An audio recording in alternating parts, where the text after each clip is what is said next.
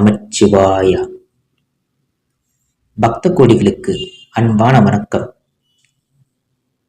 இறந்தவனுக்காய் இறைவனின் இந்த மாலை மரியாதை.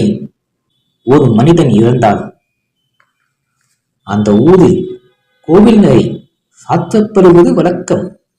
ஆனால் அதற்கு மாறாக இறந்தவரின் உடலை ஆலய வாசலில் முன் வைத்து இறைவன் அணிந்த மாலையை அவனுக்கு அளித்து மரியாதை செலுத்தும் ஆலயம்.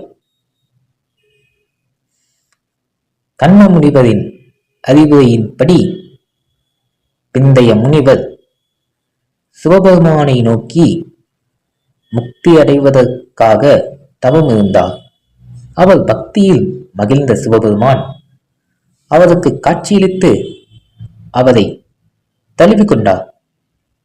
அவரின் ஆன்மா முக்தியடைவதற்கு பதிலாக அவரது உடலும் கைலாயம் சென்றது. சமஸ்கிருதத்தில் காயா என்றால் உடல், ஆரோகணம் என்றால் ஏறுமுகம்.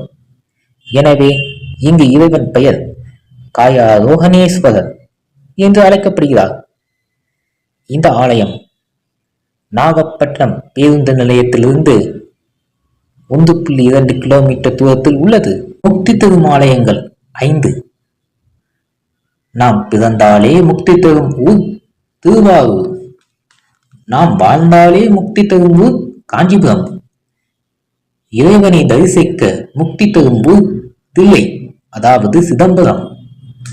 நாம் நினைத்தாலே முக்தி தரும் ஊர் திருவண்ணாமலை. நாம் தீர்த்தமாட முக்தி தரும் ஊர் திருமறைக்காடு. இறைவன் திருநாமத்தை சொன்னாலே முக்தி தரும் ஊர் திருவாலவாய், மதுரை. இறைவனே பக்தனை ஆழத்தெளிவே ஊர் நாகப்பட்டினம். பரிபூர்ண அருள் பெற்ற ஆலயங்களின் ஒன்றான ஆலயம் ஆழத்தெளிவிய காயாரோகணேஸ்வரர் ஆலயம் சென்று வழிபடுவோம். நன்றி, வணக்கம்.